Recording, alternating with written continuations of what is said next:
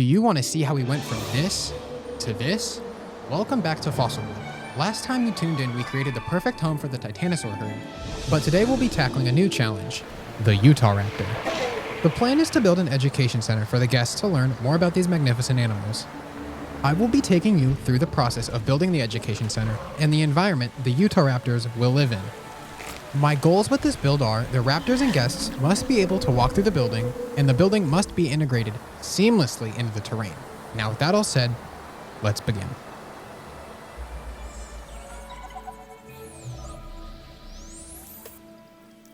Building terrain and building structures are two very different things. One is organic and the other is artificial, and finding that balance between them can be very challenging. But with enough practice, you can meet in the middle. This was the very challenge I ran into at the beginning. From the start, I knew the environment needed to look a certain type of way, both natural yet artificial. At the same time, I also knew the focal point was the structure itself, not the environment. The environment was there to elevate the building and make them work in tandem. So I started by shaping the habitat. So when I get to the main facility, they blend together nicely.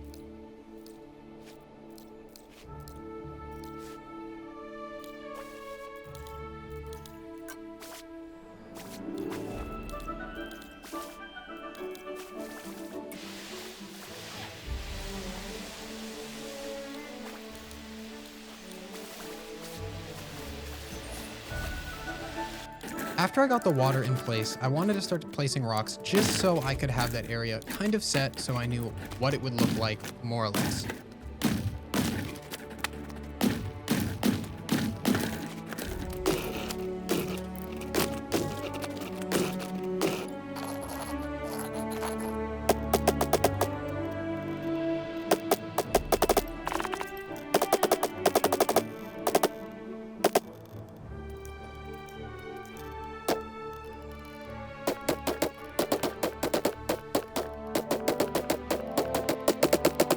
Once I completed the floor, I had to lower it into the ground, but I also have to make sure that the ground is as close as possible to that foundation. Otherwise, once I turn off collision, the raptors will walk through it, but if it's too high, their legs will clip and it will not look good.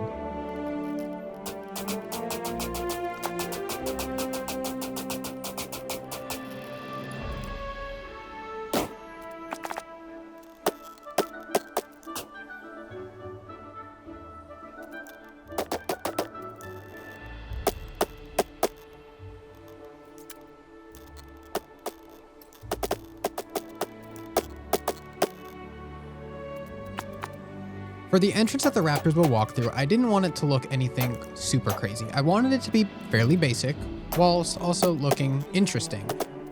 I used these new pieces from the Rebirth expansion to create a nice archway over the door.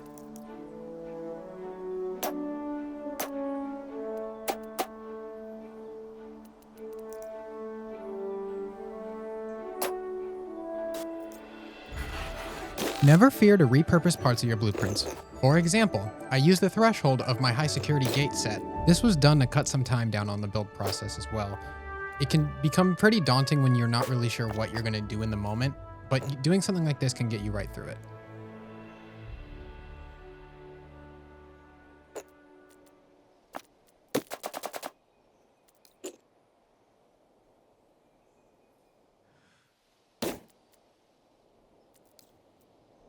I then went back and grabbed a door piece as well. It was a little large, but I just sunk it into the wall and it fit perfectly.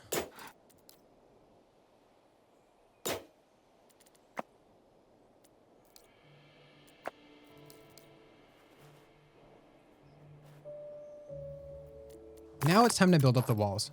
I wasn't very sure what I was going to do with the entrances for the building itself. I just started to place and see what I liked and didn't like.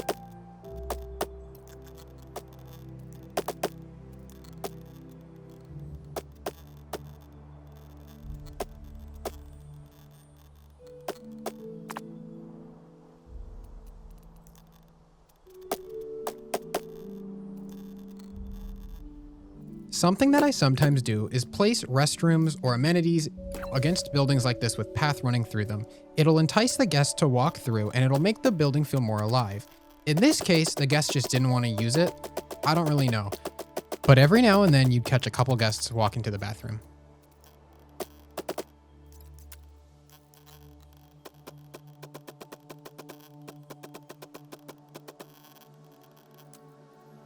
At this point, it was finally time to make this building actually look like a building, so I began to place the roof. But there was one issue. The roof is huge, and I wanted it to look more interesting, so I raised the middle section. And I'm happy with the way that this turned out in the end, because it gave it what it needed without it being too much.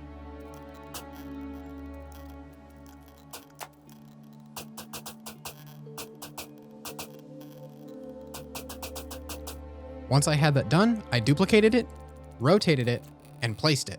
And just like that, the building actually began to feel like a building. This had made me feel a little bit better because up until this point, I wasn't super confident that the building was going to turn out the way I wanted it to. But once that roof was in place, I felt at peace.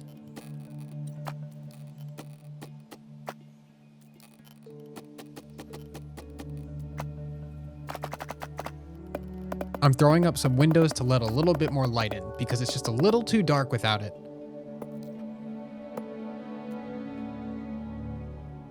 I then go back inside to place a bridge across the interior of the building, allowing the guests to go from one side to the other so they can look at the raptors from all angles.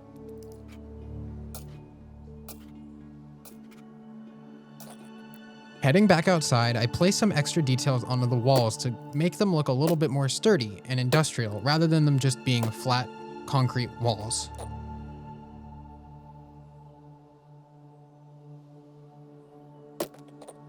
I repeat the process as well on the inside wall to break up the ugly concrete on the inside.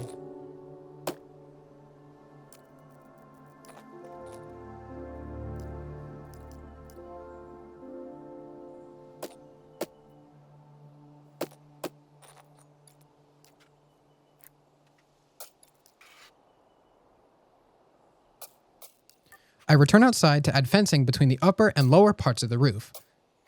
For the sake of functionality, we are not going to talk about what would happen if it rained, because rain would go right into the building.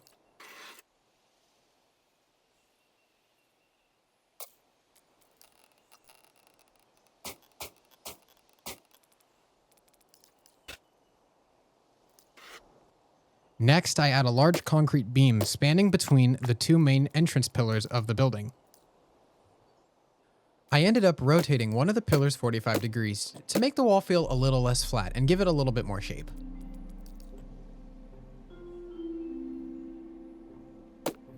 I finally changed the main building's color to match the other buildings in the park for continuity's sake. I just keep adding pieces in places that they're needed to break up these right angles and these harsh corners that don't really need to be there. For example, I'm adding more pieces here just to cover up these little shelf-like bits on the pillars.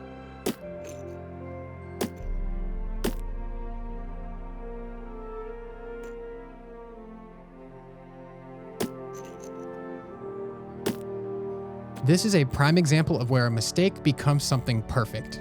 The trim that I'm using here is just too thin for the roofs itself, but because of that misplacement, I realized, hey, I should just double it up. And once I doubled it up, it made the trim look just thick enough to where it didn't bother me with its size. And then I also proceed to do the same thing on the little raised part of the roof, but instead of it doing 2 layers, I only do 1.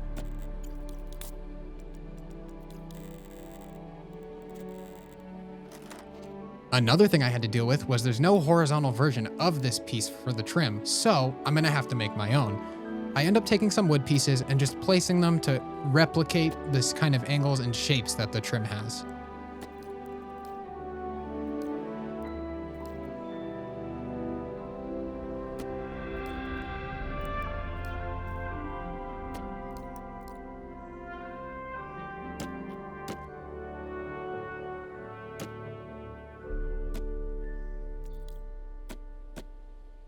Next up were these wall sections. I needed to fill in these gaps just because it was a little too much open space.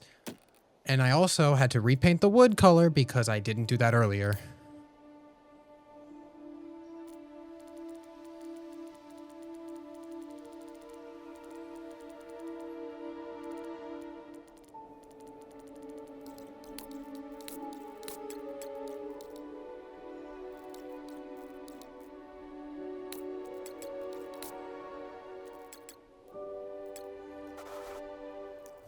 And I begin to place even more pillars because As you're building, you're gonna have issues like this and you have to cover stuff up.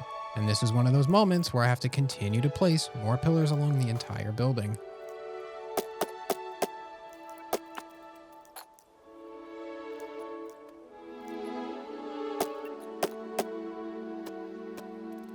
I ended up making another concrete beam and filling the gap with alternating wooden slats. I did this because I didn't want another solid wooden wall at the top of this building.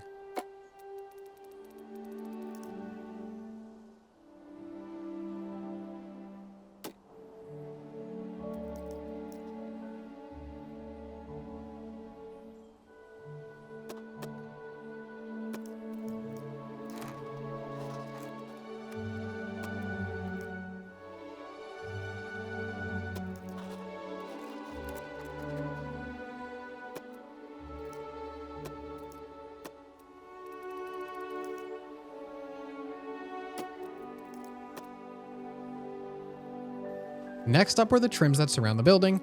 If I don't do this, the building's gonna look very bland. Luckily, this is a very quick and simple process for me, so I get through it fairly quick. I do have to use the resize glitch to save time as well, but I'm very happy with the end product, and I'm happy with how fast this went as well.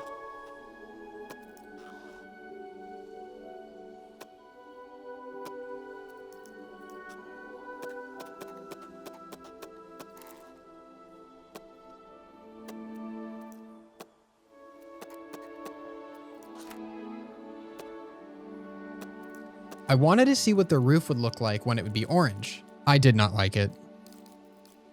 Otherwise, I had other things to deal with, like this clipping issue with a couple of the tile pieces with the roof, so I just added some rivets to the roof. I think it cleaned up fairly well.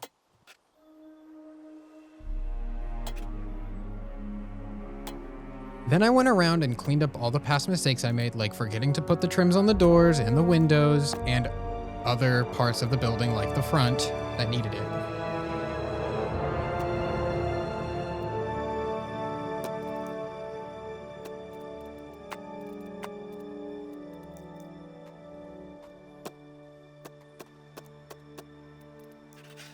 I went around the edge of the enclosure with railing. I don't want guests falling in or being eaten, so this was kind of an important step.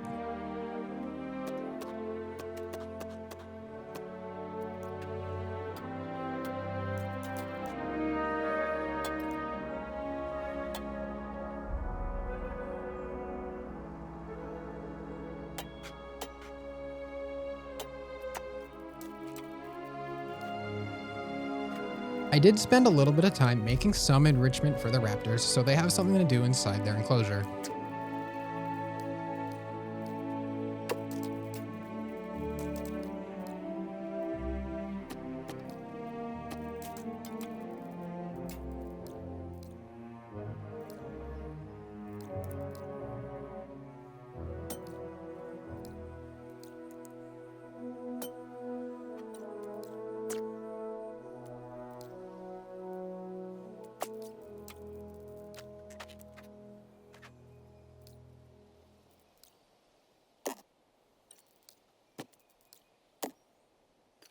If this is an educational facility, we need to have stuff for the guests to get educated on. So I start to place just some things on the walls here and there that the guests will be able to look at as they enter the area.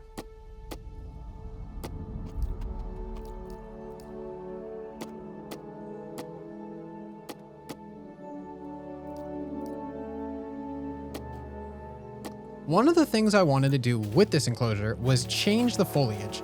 I do like the foliage we used in the Titanosaur habitat, but I do also love the conifer brush, and I wanted to go around this time and try to seamlessly integrate the two biomes together.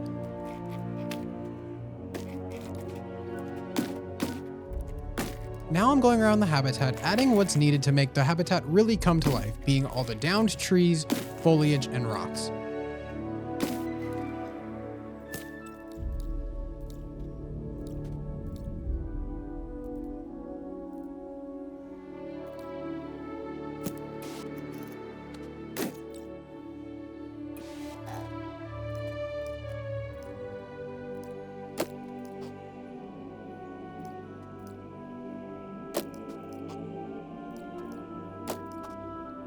I wanted to reuse these tile pieces again, so I placed them around and then I had to cover the edges that stuck out with rocks.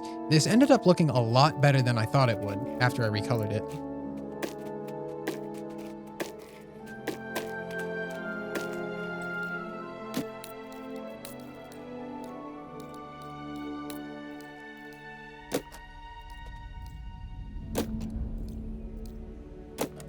The remote viewing gallery for me is one of those structures that is so useful yet so annoying looking.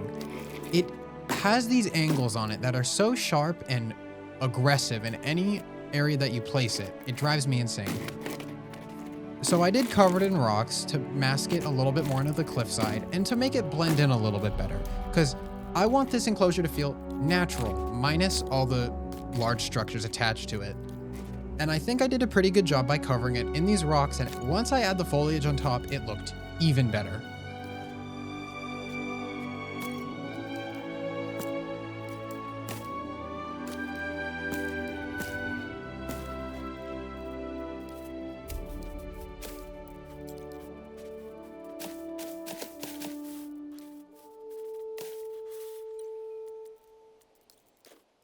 I then spent a bit of time adding some decals around the areas that the Utahraptors will frequent, like their feeders and their other enrichment items that you'll see me place here shortly. This really elevates an area and makes it feel more lived in rather than it being constantly cleaned and pristine and perfect all the time.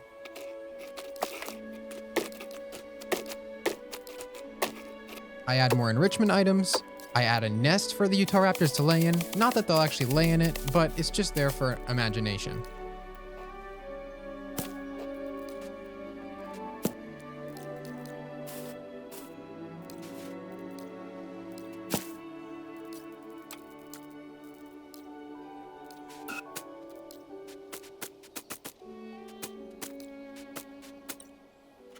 The final piece of enrichment that I chose to place inside the Utahraptor exhibit was a sprinkler system.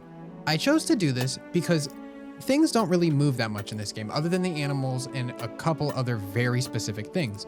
But the fountains, on the other hand, do add a lot of animation and movement, so it can add a lot more life to a scene like this.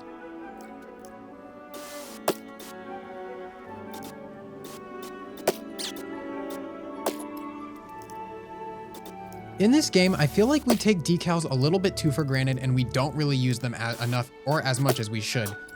And this is a prime example of that because this fountain or sprinkler system really had nothing going for it without them. Until I added these, it just looked really weird. And afterward, it looked great.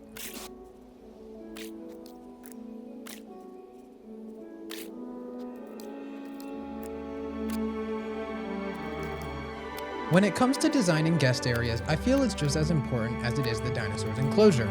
The whole point of this area in the park is it's an education center, but there was not a whole lot that I built to educate the guests on other than the Utahs and a couple of bones, so I had to make a few more little things to place around. One of the things I decided on was making a display that showcases the eggs the babies hatched from. This was a fairly short process. All I needed was some wood, glass, wooden pillars, eggs, and eggshell fragments. While I was building this, I felt it was a little too tall, so I brought out my trusty size chart to make sure it was the right height. Making sure that things are correctly sized does matter. If things are too large, things don't look right. And if things are too small, things look way too large. And that is not something you want happening on either end. You want things to be at the right size. So if you are struggling with sizing things correctly, I would highly recommend using a chart to make sure that things are at the right height or at the right dimension. Lastly, I throw a roof on top, and this little exhibit is finally done. Up until this point, I didn't really realize the building was missing any interior supports, so I added some metal beams and girders on the inside to hold it up. The last major changes I made to the building were I added 2 windows to this side because it was just a little too empty and there wasn't a whole lot going on from the outside. And I added trims around the base of the building to add that little bit of detail that it was missing.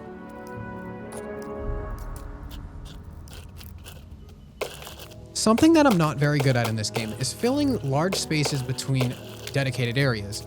And this is one of those examples where I'm trying to fill the space between the Titanosaur habitat and the Utahraptor exhibit. This is something that I wasn't really sure what I was doing in the moment. I was just kind of trying to see what worked and what didn't work, and I ended up just filling it in with nature and rocks, and treating it as a nature walk that the guest will eventually walk through to the other areas of the park.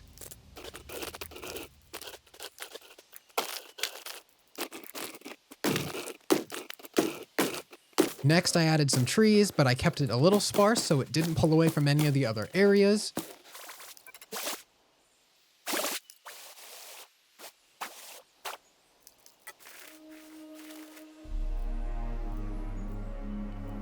And then I had to make some custom foliage to put on top of the rocks to make the whole area finally fall together correctly.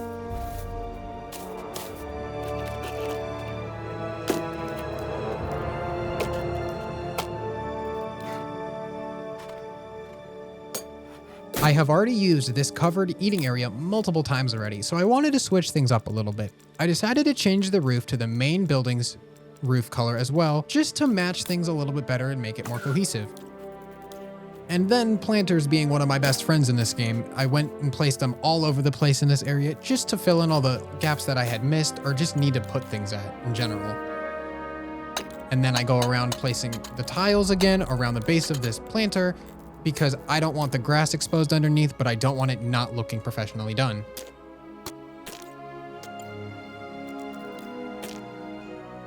While I go around and finish the final details, I wanted to say a few things. I have been asked if we can download this, and yes, when I'm done with this park, I will put it on the workshop. In the meantime, you can go to my profile and download the structures I have made and used throughout this park. I have not put them all in the workshop yet, so I'll get around to doing that when I can. But lastly, before we get to the showcase, I wanted to say thank you all for the support of the first episode of this series. I was definitely not expecting this to do so well. In a couple of days, this channel has grown more than I ever could have expected, which is crazy. Now that I've said all that, and the build is complete, I think it is time we finally move on to the showcase. I hope you all enjoy.